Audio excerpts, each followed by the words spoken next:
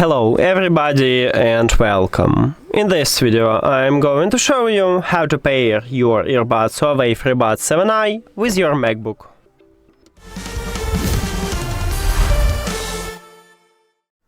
You have to start by press one time at the Bluetooth button at the top, but if you don't have this icon, like I don't have it right now, you can click at the control panel and click at the Bluetooth here, but your Bluetooth should be turned on. And if you turn on, just click on it right here. Then go to the settings.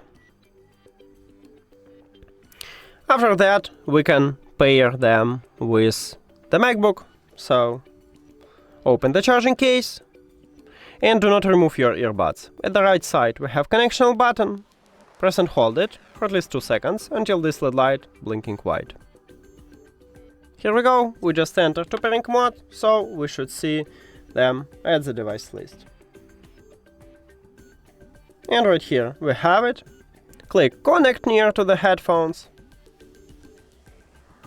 And we did it! Thank you for watching this video. If you found it helpful, please consider subscribing to channel and leave the like on the video. See you later!